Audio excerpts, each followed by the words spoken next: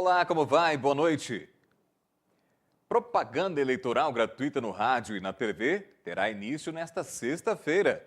Família pede doação de sangue para jovem de Patos de Minas, internada em Uberlândia. Depois de confirmar morte cerebral de rapaz baleado em Lagoa Formosa, familiares fazem doação de órgãos. Contemplados reclamam da demora na entrega das casas do Residencial Quebec. Pesquisas confirmam câncer relacionado à obesidade. Aposentados e pensionistas do INSS começam a receber primeira parcela do 13º e mais. Pai continua à procura de filhos levados embora pela esposa. Dono de lan house é novamente acusado de abuso sexual pela internet. Mais uma suposta vítima deu queixa na delegacia. Começa a feira de negócios da Semana Copatos. Vamos juntos e bem informados a partir de agora no NTV News, que está começando.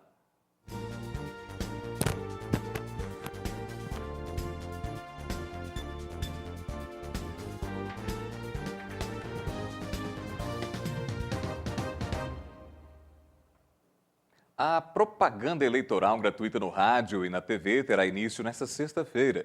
Em uma campanha de poucos recursos, o tempo disponível para os candidatos apresentarem as suas propostas é a aposta de muitos deles para mudar as pesquisas. Pelo novo formato, serão 2 blocos televisivos de 10 minutos diários, das 13 até as 13h10 e das 20h30 até as 20h40, com os programas dos prefeitos. No rádio, será das 7 até as 7h10 e meio-dia até meio-dia e 10. Além disso, serão 70 minutos de inserções na programação, tempo dividido entre candidatos a prefeito e a vereadores.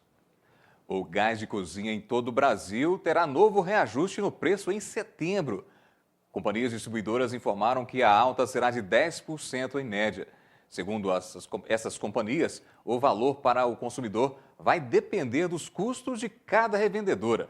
A Associação Brasileira de Revendedores de Gás de Cozinha diz que o preço na Petrobras, sem impostos, de um botijão de gás de 13 quilos está em volta de R$ 13 e que a Petrobras mantém seu preço praticamente constante há mais de uma década. Atualmente, o preço do gás de cozinha 13 quilos em Patos de Minas está sendo vendido a cerca de R$ 45. Familiares de uma jovem de Patos de Minas internada em Uberlândia iniciaram uma campanha de doação de sangue. A patense Kelly Cristina, de 24 anos, tem passado por dias difíceis. Ela foi diagnosticada com infecção generalizada e atualmente passa por um tratamento no Hospital das Clínicas de Uberlândia. Desde criança, a partir dos 7 anos de idade, ela desenvolveu uma doença chamada artrite reumatoide. E agora, há pouco tempo atrás, mais ou menos um mês atrás, ela queixou dores no coração e dores nas pernas. Ela foi até o hospital daqui, porém não diagnosticaram o que poderia ser. Nós pedimos a transferência dela para o hospital de Uberlândia, que é onde ela já fazia o tratamento, já tinha um acompanhamento lá. Lá foi identificado que ela estava com uma infecção que generalizou para todos os órgãos do corpo dela. Sensibilizados com a situação da jovem, familiares e amigos se uniram para realizar uma campanha de doação de sangue para Kelly. O principal meio de divulgação está sendo as redes sociais. O estoque de sangue que tinha do sangue dela lá veio a acabar, né? Então a gente apelou para as redes sociais, que hoje tem um alcance muito grande, né? Então não só para as pessoas conhecidas, a gente resolveu fazer essa campanha para alcançar a população, não só patense, como a uberlandense também, para ver se a gente conseguia essa doação de sangue para ela. Muitas pessoas já foram até o Hemocentro de Patos de Minas para fazerem doações em nome de Kelly. De acordo com a captadora Simone Lima, essas doações de reposição são muito importantes, não só para o paciente em questão, mas para ajudar a repor o estoque sanguíneo no local. Recebemos a chamada doação de reposição. O doador vem motivado por um familiar ou um conhecido, né? Ele doa em nome dele, não significa o sangue que você doa vai diretamente para ele. Vai para o banco e o paciente ele vai receber aquele sangue que é compatível com o dele, de preferência o mesmo tipo sanguíneo.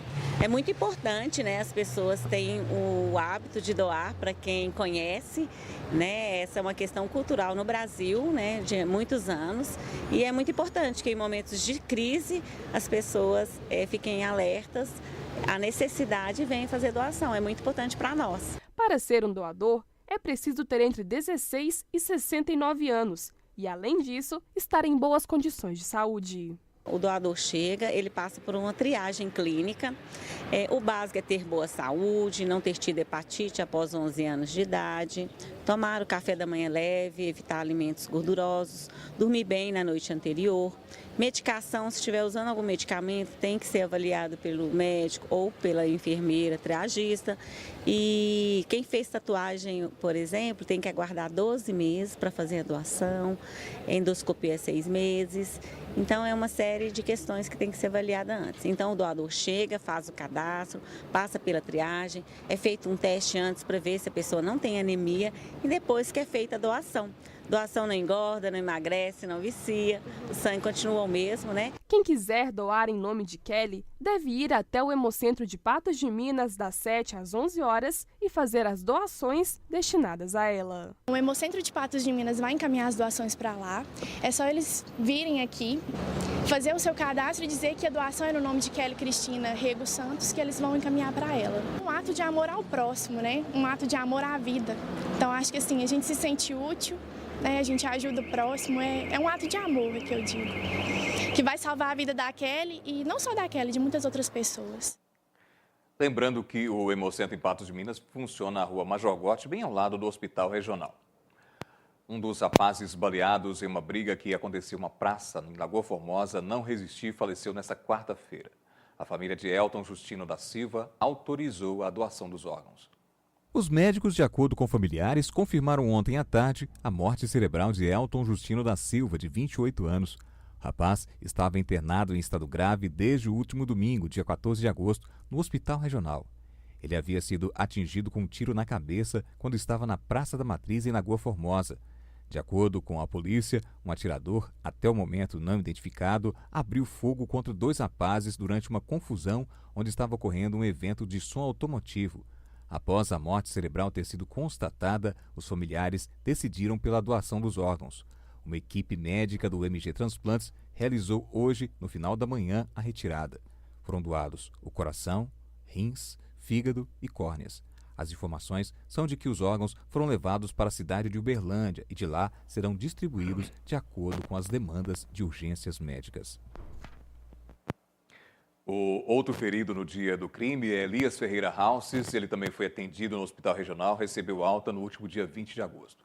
Já os suspeitos do crime, no início da semana, foram até a Delegacia de Polícia em Patos de Minas, acompanhados de advogados. Após prestarem depoimentos, os 3 suspeitos do envolvimento na briga e atirar contra as vítimas foram liberados e ainda não se sabe quem teria atirado neles.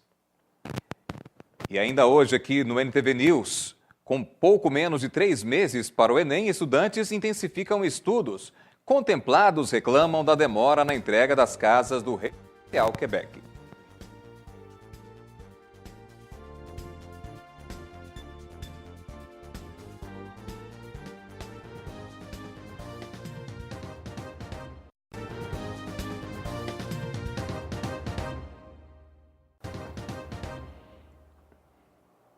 E a queda do dólar em 2016 fez o Banco Central ter prejuízo recorde desde que a instituição adotou o atual sistema de divulgação de resultados em 2008.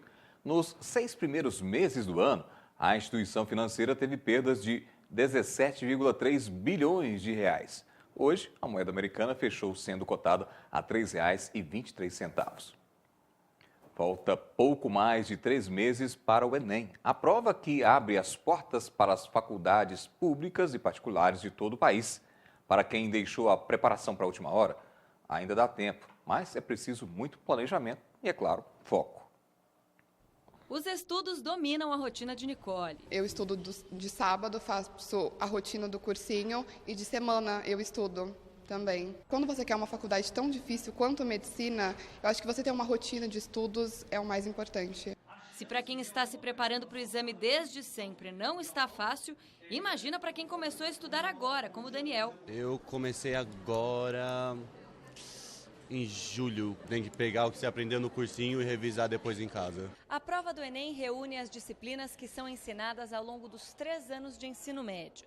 Ela também aborda conteúdos que não fazem parte do currículo escolar tradicional. Mais do que dominar tantos assuntos, uma missão quase impossível por um prazo tão curto, é preciso saber aplicá-los da maneira que o exame pede. Pegue o Enem do ano passado, simule essa prova do primeiro e segundo dia, perceba quais as dificuldades que ele encontrou. Então é importante ele se aprofundar onde ele tem dificuldade e procurar ajuda e trabalhar e treinar mais onde ele já tem a facilidade.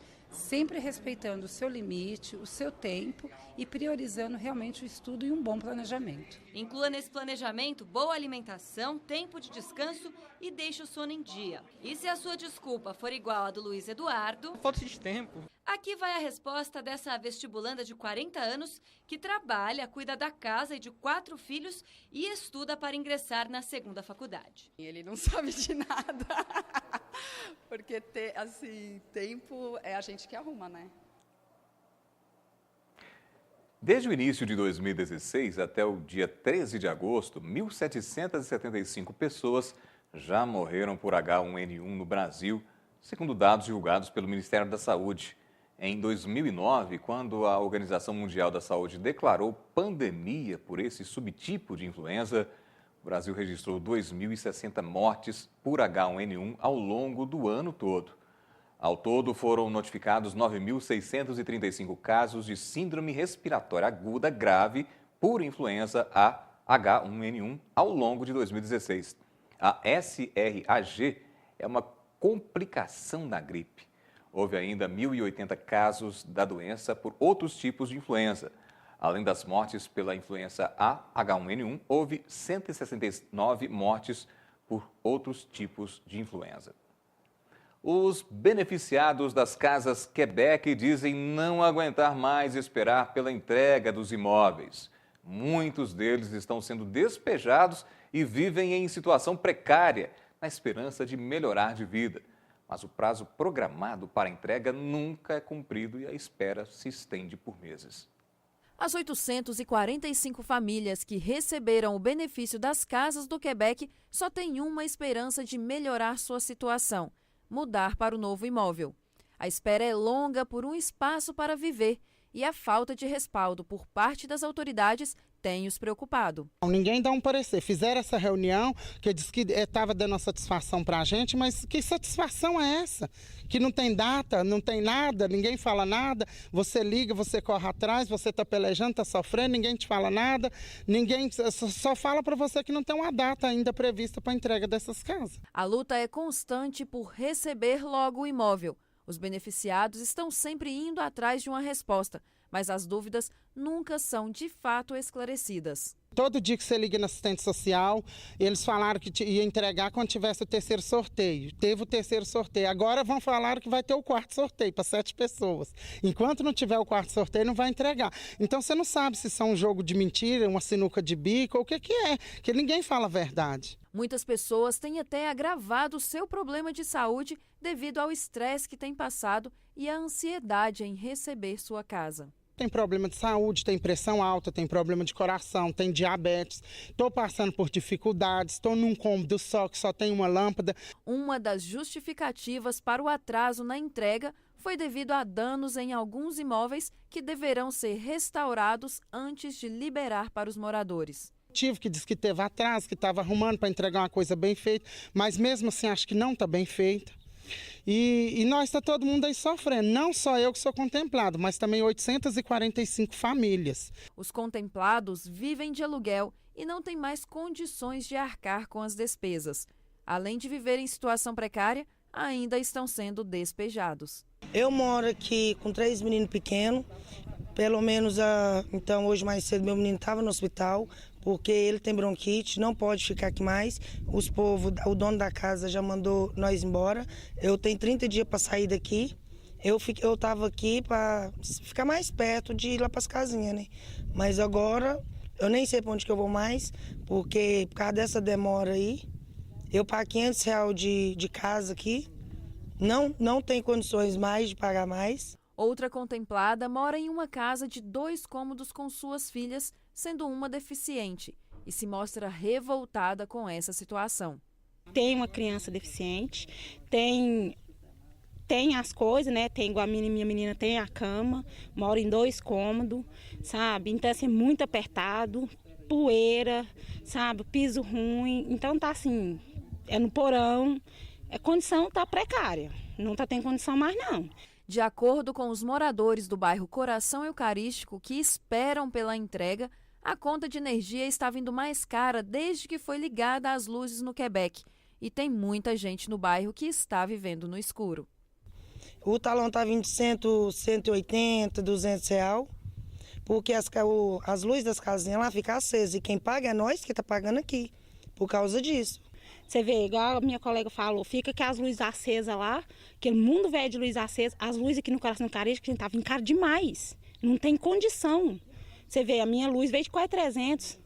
Como que vem quase 300 sendo que eu pagava 100? Em uma casa de 2 cômodos. Numa casa de 2 cômodos, então não está tendo condição.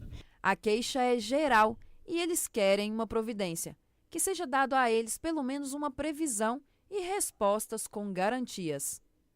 Aí então tá difícil para nós. Nós queríamos mais rápido que entregasse, porque não vai todo mundo para a rua, ficar todo mundo na rua. A situação está insustentável. Nossa Senhora, e como? Porque de jeito não dá. Tem um negócio da vistoria também que eu quero falar isso também. Diz que tem que fazer a tal da vistoria. Gente, agiliza esse trem da vistoria. Se tem que fazer, então faz logo, porque o povo está precisando. Não vem com lero-lero, não, que nós não está cansado de lero-lero. Eu já vi na televisão, já tem 3 vezes já. Cansado de porque não sei o que reage, gente. Isso aqui não é brinquedo, não. Isso aqui você tá mexendo com vida. Não é vida de cachorro, né? Então complica. E a espera, pelo jeito, ainda vai ser longa, viu? No próximo bloco do NTV News, para fazer um café de qualidade, é preciso cuidados especiais com produto no terreiro. Pai continua à procura de filhos levados embora pela esposa.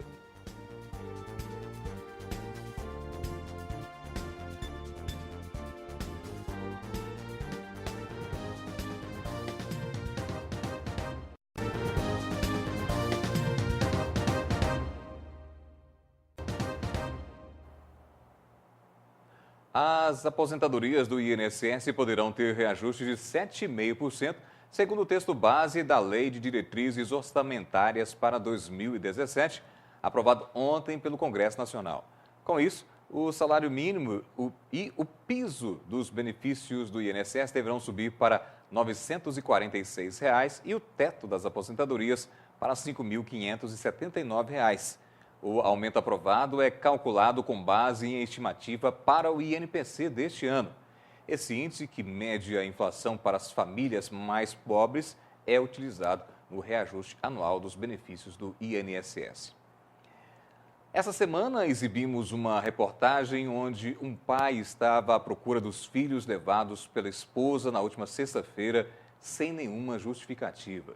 Desesperado, ele procurou a ajuda de um advogado e pede a colaboração da população para descobrir o paradeiro das crianças. Há uma grande preocupação de que as crianças estejam em risco, já que a mãe, Ana Cristina, estaria mantendo contato com um árabe que pode colocá-las em perigo. Essas crianças, elas estão desaparecidas desde a última sexta-feira, supostamente com a mãe, que abandonou o lar onde ela convivia com o meu cliente, levando essas crianças sem dar informações, seja até mesmo para os seus parentes mais íntimos, como é o caso da sua genitora, que é a avó das crianças. Nas investigações que nós fizemos, verificamos que ela tem amizade com uma pessoa que é árabe. E diante de informações que correm no mundo de que árabes estão tentando aliciar pessoas para fazerem parte do grupo terrorista Estado Islâmico, nós resolvemos tomar uma medida junto ao Poder Judiciário de Patos de Minas. Diante disso, o pai das crianças, Paulo Henrique Fernandes, contratou um advogado que entrou com a medida liminar de busca e apreensão. Foi ajuizada uma ação de guarda, cumulada com uma medida liminar de busca e apreensão. O Ministério Público, juntamente com o juiz, manifestaram positivamente e deferiram esse mandado de busca e apreensão. Assim, agora os órgãos de segurança já possuem a determinação para onde que essas crianças forem encontradas, elas devem ser apreendidas e remetidas aqui para a comarca de Patos de Minas e entregue para o pai até que seja esclarecida a situação. Ana Cristina pode responder por essa ação e até perder a guarda dos filhos. Se essa mãe não tiver nenhuma justificativa plausível para esse tipo de conduta inesperada, ela pode até chegar a perder a guarda dos seus filhos, já que a conduta dela é considerada alienação parental, já que ela impede o genitor de ter contato com as crianças. E da mesma forma, as crianças ela têm direito de ter contato com o seu genitor, com seus familiares, tanto materno quanto paterno. Então ela pode ser repreendida com uma advertência do juiz, ela pode receber uma multa e a medida mais grave seria a perda do poder familiar ou a suspensão desse poder familiar até que ela realize um tratamento para cessar esse tipo de conduta. Eles estão desaparecidos desde sexta-feira e qualquer pessoa que tiver notícia de Ana Cristina e das crianças pode entrar em contato com a polícia para trazê-las de volta para casa. Alguém tendo informação, entre em contato com a imprensa, entre em contato com a polícia ou até mesmo comigo, para que a gente possa dar cumprimento a essa medida judicial que foi deferida aqui pela Vara da Infância e Juventude. O café depois de colhido precisa ser secado e geralmente esse processo é feito a céu aberto. A secagem natural é realizada pela exposição do café ao sol em terreiros. Tarefa que exige técnica e cuidados especiais para se conseguir um café de qualidade. Obter um café de qualidade é tarefa que exige muito trabalho. O processo de secagem é uma dessas etapas, com o manejo correto no terreiro. Esse treinamento, o propósito é justamente treinar o trabalhador como processar o café no terreiro depois da colheita, né? Porque a qualidade a nossa região já tem naturalmente no pé. O problema é quando ele vem depois da colheita para passar aqui pelo processo de secagem. Neste treinamento oferecido pelo Senar a trabalhadores da cultura do café, preparo via seca e úmida, teve a participação de 10 funcionários da Fazenda Pantaleão, em Brejo Bonito, distrito de Cruzeiro da Fortaleza. Tudo que você faz, quanto mais curso você fizer, melhor ainda. E esse está sendo um ótimo curso, eu estou aprendendo. O que a gente tem que aprender é só com os cursos, porque você faz pessoalmente, você não sabe como você começa, por onde você para, né? E tendo uma pessoa que dá o curso, a gente aprende muitas coisas. A prática é bom, mas precisa mesmo desse conhecimento. Precisa desse conhecimento. Prática, eu tenho 18 anos que eu trabalho, mas nunca é pouco. O curso sempre ajuda demais. A gente nunca aprende o que tem que ser, entendeu? E é detalhe, né? Para ter um café de qualidade é detalhezinho. É detalhe. É só ter cuidado e trabalhar com cuidado do jeito que os curseiros ensinam. O curso abrangeu desde a colheita até a secagem no terreiro e beneficiamento do produto. O instrutor explica que o pós-colheita é um dos processos mais importantes. Caso a secagem do café não seja bem feita, ele perde qualidade. O uso de técnicas adequadas ajuda neste processo. A movimentação ou rodar o café deve ser constante. Quanto mais vezes isso for feito ao longo do dia, melhor. Isso porque o café fermenta com facilidade. O café, desde que você tira ele do pé, ele não pode mais ficar parado, né, até ele secar. Principalmente no início da secagem, que ele ainda está muito úmido, né? Então, se ele ficar amontoado, ele fica sem ar, né? Falta ar. Aí ocorre a fermentação anaeróbica, né? E na fermentação, os micro-organismos atrapalham a bebida do café. Então esse é o grande risco que você tem de estragar a bebida do café. O sentido da passagem do rodo deve sempre acompanhar o sol. Assim, o café seca com mais facilidade e mais rápido. Nessa época o sol anda meio de lado, né? Então, quando você não movimenta o café no sentido do sol, você perde uma parte, que do outro lado ele esfria. Então, quando você está no rumo do sol, você adianta a seca. Então, você ganha tempo de secar, seca mais rápido. Esse é o propósito. O revolvimento deve ser feito pelo menos entre 7 a 8 vezes por dia. Já no terceiro ou quarto dia no terreiro, o café já pode ser enleirado ou amontoado à noite, cobrindo com lona para troca de calor e umidade. O café é um produto, uma bebida fina, né? Ainda mais para exportar. é uma bebida fina, então o processo de secagem deve ser lento, né? Ele tem que secar de dia e à noite você amontoa para ele igualar, ele vai trocar calor e umidade, né? E ele seca à noite. Às vezes num monte, numa leira, se você amontoar ele quente, ele pode secar à noite até 1%. Aqui, o instrutor também ensina outra técnica de secagem do café no terreiro, o chamado vulcão, usado principalmente por pequenos produtores que não possuem área de secagem. Nesse processo, o café é amontoado todo com cerca de 1 metro de altura no final do dia. Pela manhã, ele deve ser aberto em roda como se fosse um vulcão. O trabalho deve ser feito a cada hora. O café despolpado, a secagem é feita da mesma forma. O técnico também explica que a secagem do café no terreiro de chão batido não é recomendado. O mais usual é o terreiro de asfalto, mas o ideal mesmo para se ter um café com melhor qualidade é secar no terreiro de cimento. Vários tipos de terreiro, né? Aqui para nós os mais usuais são o terreiro de chão batido, que ainda tem ainda, né? E asfalto e cimento. Dentre esses dois, o cimento é melhor por alguns aspectos, né? O cimento absorve mais a umidade, né, do que o asfalto. O asfalto, por ter o impermeabilizante, se houver uma chuva e tal, ele molha e é difícil demais de enxugar. E outro problema do asfalto é que ele vai sofrendo uma erosão, né, ao longo do tempo e vai começando a soltar pedrisco e daí um tempo está começando a soltar pedra. E aí essas pedras vão parar lá no sistema de benefício, inclusive pode ir até para a amostra. A umidade correta para o armazenamento na tulha depois de seco é de 11,5%. 30 dias depois, ele pode ser beneficiado. Então não pode deixar uma carreta dormir com o café que ele vai fermentar à noite, não pode deixar a moega com café, cereja lá que vai fermentar. Então não pode ter preguiça, tem que saber e ter coragem de fazer, né? E ficar atento, que senão vai perder a qualidade. Seu Adilson Caetano já trabalha como terreireiro há mais de 18 anos nessa fazenda. Para ele, é sempre importante fazer o curso e aprender um pouco mais. Todo dia que a gente vem, aparece alguma coisa diferente que a gente não está pondo em prática, né?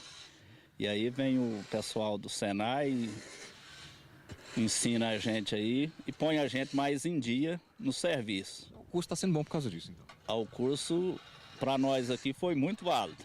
Todas as técnicas de secagem de café no terreiro são detalhes que fazem a diferença na qualidade final do produto. E se fizer do jeito que a gente fala, com certeza você vai ter um café de boa qualidade lá na frente. A seguir, escola estimula alunos a escreverem cartas como forma de incentivo à escrita. Dono de lan house é novamente acusado de abuso sexual pela internet. Mais uma suposta vítima deu queixa na delegacia.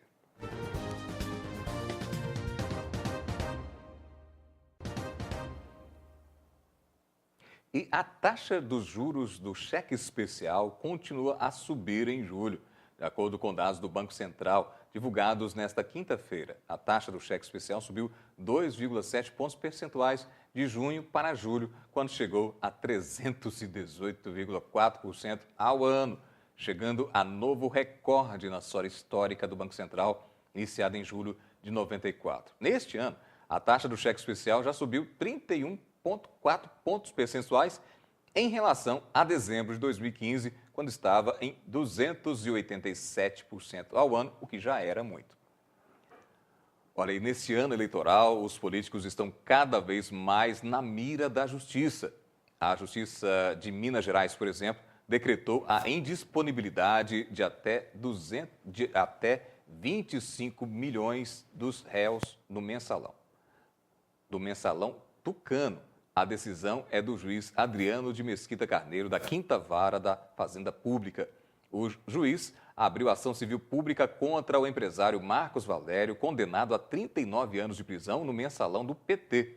O ex-senador Clésio Andrade e outros 8 investigados do mensalão tucano. Mas rejeitou a acusação ao ex-governador de Minas Gerais e ex-presidente do PSDB, Eduardo Azeredo. Em outra frente de investigação, a Justiça condenou criminalmente os réus do mensalão tucano por peculato e lavagem de dinheiro durante a campanha do ex-governador de Minas de 1995 a 1999, em 1998. Eduardo Azeredo foi condenado a 20 anos e 10 meses de prisão em primeira instância. Na ação civil, o Ministério Público alega prática de improbidade administrativa na transferência de valores das estatais Copasa, Comig e também Semig para as empresas SMPIB Publicidade Limitada, atualmente Solimões Publicidade Limitada. Segundo a ação, a SMPIB Comunicação participou da campanha eleitoral de Eduardo Azeredo e Clécio Andrade, então candidatos a governador e vice-governador do estado de Minas Gerais. A Procuradoria afirma que Clécio Andrade seria sócio controlador da Holding Brasil S.A., empresa que detinha a maior parte do capital da SMPIB Comunicação, em momento anterior ao início da campanha. Sustenta que as transferências foram realizadas pela simples emissão de cheques nominais antecedidas de determinação do Conselho. Adjunto secretário de Estado de Comunicação Social, Eduardo Pereira Guedes Neto. A data das transferências foi próxima à do evento, o que inviabilizaria a utilização da quantia de 3 milhões na organização do evento, bem como as estatais declararam que beneficiaria dos valores da SMPIB Comunicação Limitada. Não prestou contas referente ao patrocínio e ao evento, relata, portanto, o juiz na sentença. Recentemente, mostramos aqui em nossos telejornais o caso de uma criança de apenas 11 anos de idade que estaria sendo vítima de pedofilia através da internet. O suspeito seria o dono de uma lan house. Hoje, outra suposta vítima prestou depoimento à delegacia. No dia 16 de agosto deste ano, nossa equipe de jornalismo acompanhou de perto o caso de uma menina de 11 anos que teria sido vítima de abuso sexual. O suspeito Eduardo, dono de uma lan house em Patos de Minas, foi abordado no estabelecimento dele logo após a menor e seus familiares terem procurado a NTV. A jornalista Ludmila Bahia tentou conversar com Eduardo, porém ele não quis falar sobre o assunto. Então vamos conversar aqui com o Eduardo, ele que estaria mandando aí vídeos pornográficos, ele que estaria mandando fotos, mostrando a genitália, então, para uma criança de 11 anos. Eduardo, o que você tem a falar nesse momento? Eu não mostrei nada não, tem isso não. A gente tem um vídeo seu que mostra você assediando uma menina de 11 anos. Você tem costume de fazer isso com outras garotas? Nesse momento ele ignora, a gente tem, né, as provas materiais, a Polícia Militar nesse momento fazendo o trabalho aqui dentro dessa lan house. O caso foi parar na delegacia. Eduardo Machado Diniz, de 35 anos, foi preso, porém pagou uma fiança e foi liberado. A menor de 11 anos contou para a jornalista Ludmila Bahia os detalhes do fato. Ele chegava a me ver, quando eu ia na lan house dele, ele conversava comigo pelo computador dele, mandava esses vídeos no computador dele. Ele sabia quantos anos que eu tinha. Nesta quinta-feira, houve outra ocorrência envolvendo o mesmo suspeito. A criança de 11 anos veio acompanhada de sua mãe até a Delegacia Regional de Patos de Minas para prestar queixa contra o dono de uma lan house que estaria abusando sexualmente da menor. A menina contou os detalhes de tudo o que ocorreu. Ele ficava pedindo para transar com ele, fazer aquele negócio que, tipo assim, entrar no computador para jogar, tipo joguinho, vestir roupa na barra, escutar música. Aí eu ficava controlando o computador, entrava tipo no Google e ficava mostrando ficava aparecendo aqueles vídeos pornô. Então, era um joguinho, mas de imediato ele colocava vídeos pornográficos para você? Ele ficava tipo, controlando o computador. Aí eu tava tentando sair de tudo, mas não dava. E ele chegou a falar alguma coisa para você? Chegou, falou que queria me matar, que não era pra contar, senão ele ia ser preso. E por que ele queria te matar? O que ele fazia com você? Tava querendo passar a mão, né? Já passou a mão. Passou a mão em você? Tava com um estilete no bolso. Então ele chegou a te ameaçar e passar a mão em você? E me conta como foi isso. Aí passar a mão só no peito, né? Porque na vagina, no caso, eu tava com o cinto preso, tava bem preso, né? Mas não tava apertado, não dava pra tirar mesmo. Eu fiz de tudo antes dele vir, apertei até. Aí não dava, nem ele, nem eu. E quando ele fez isso com você, você ficou com medo? O que você sentiu? Fiquei com medo, falei assim, ai meu Deus, agora tô com medo, porque tá com leite, né? Qualquer coisa pode me matar. E sobre a história com o seu primo? Foi assim, ele falou assim, ó. Você deixa eu transar com sua prima? Aí ele não respondeu nada, né? Aí ele respondeu nada e eu falei, vamos embora. Aí ele, não vou não. Eu falei assim, então eu vou. Aí eu peguei e fui embora sozinha, né? O que você sente diante disso tudo? Você ficou com medo de contar pros seus pais? Fiquei com medo de contar pra minha mãe e pro meu pai. Fiquei com medo, tipo assim, de fazer alguma coisa, né? Eu falava assim, você deixou eu passar a mão no senso, não vou te matar, não sei o quê.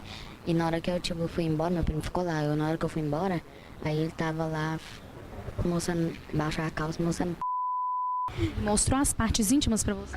Aí ficou fazendo assim, ó, com a mão no trem. E quando ele levava você para um quarto com o seu primo, o que ele fazia lá? Não, ele ficava querendo chamar eu lá pro fundo, lá da Long House, lá pro fundão, lá, onde que é guarda da bicicleta. Ele queria passar, nem queria tirar minha roupa, queria transar comigo. Ele falava que queria transar com você? Ficava mostrando que esse trem dele, que partes íntimas dele. E hoje você acompanha sua mãe até a delegacia, falou tudo isso. E o que você espera com isso? Que ele seja preso, mas preso mesmo. Caso homem desse merece ser ficado solto não, né? Então a senhora estava trabalhando quando soube da notícia. Me conta como que foi quando a senhora ouviu tudo isso. Foi muito chato, né? Constrangido. Porque é um absurdo um cara fazer um trem desse com crianças. Ele chegou a tocar nela. E a senhora passou pela sua cabeça que pudesse estar acontecendo isso com a sua filha? A senhora percebeu algo diferente no comportamento dela? Não. Ela já é meio estressada, rebelde assim, mas não é sobre isso, não. Mas esse caso, assim, eu estou bem chocada, não tem nem o que falar. O que ela contou ali foi demais. Sabe? Foi coisa que, assim, você dá vontade de ir atrás do cara e matar. Que coisa, hein? Olha, e amanhã o delegado Bruno Carmo Garcia, que está à frente do caso, deverá falar sobre o assunto.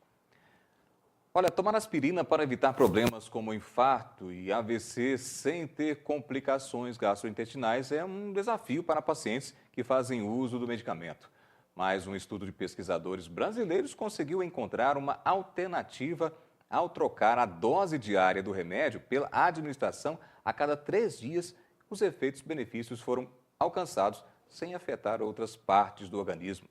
O ácido acetilsalicílico já é um antigo conhecido dos especialistas da área de saúde por sua capacidade de afinar o sangue, como é chamado popularmente, o seu potencial de evitar que as plaquetas se agrupem e obstruam os vasos sanguíneos.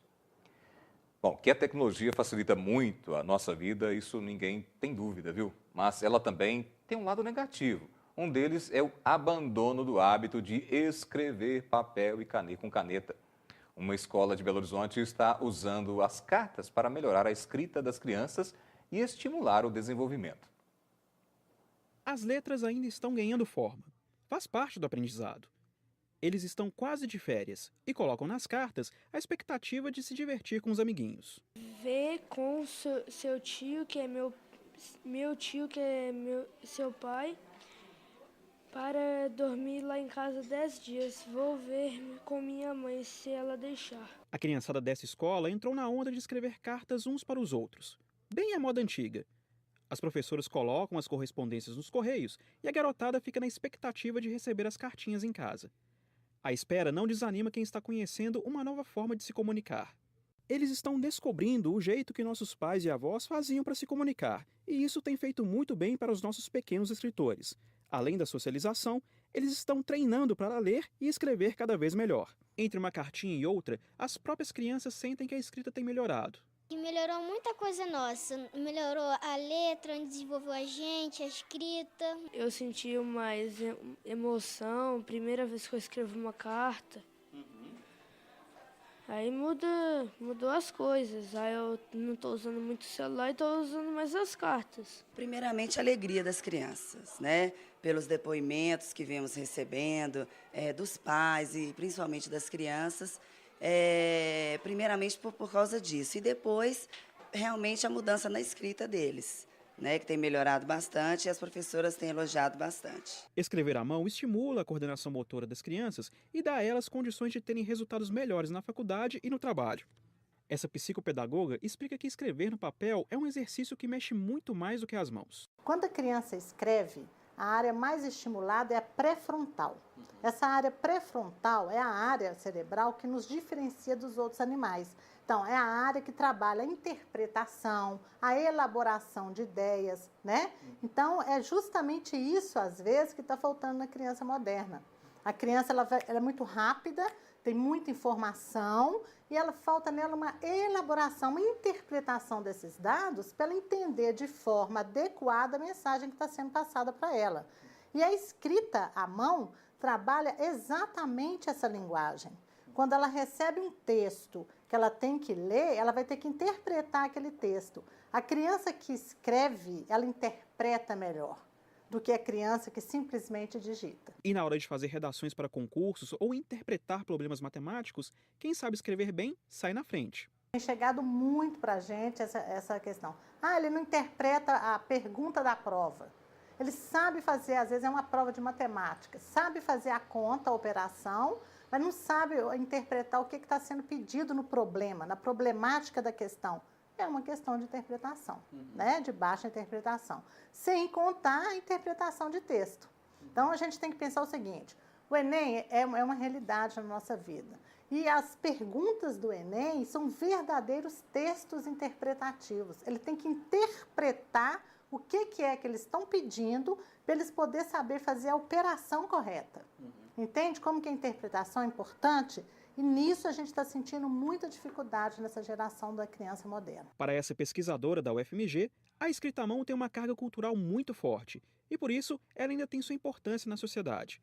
Mas, além de escrever muito, é necessário treinar para que a letra seja legível. O benefício dessa escrita manual é determinado planejamento de como traçar, de como escrever. Eu acho que tem a ver com a questão estética, de fazer uma boa letra, de fazer uma letra que tenha uma personalidade, porque a letra também é uma marca das pessoas.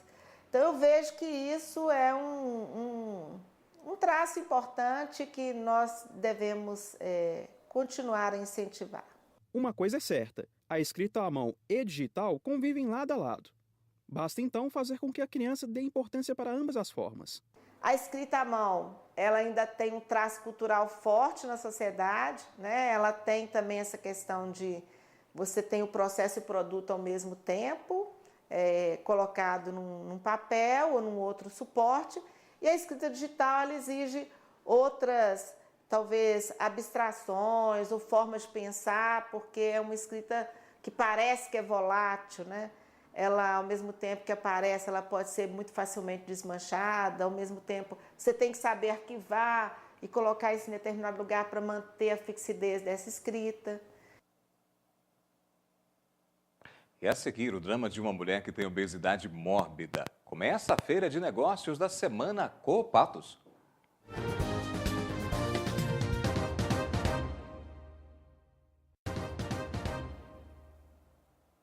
E foi aberta hoje a Feira de Negócios da Semana Coopatos, que vai até sábado. Será uma oportunidade de adquirir produtos para o campo com menores preços e condições de pagamento. A cooperativa preparou uma semana recheada de atividades. Dentre as programações, a população e visitantes contam com a tradicional Feira de Negócios. Foi realizada uma cerimônia de abertura com bênção das instalações. A estrutura que a gente tem para oferecer hoje para o nosso cooperado realmente vai atender a necessidade dele, vai atender a demanda dele.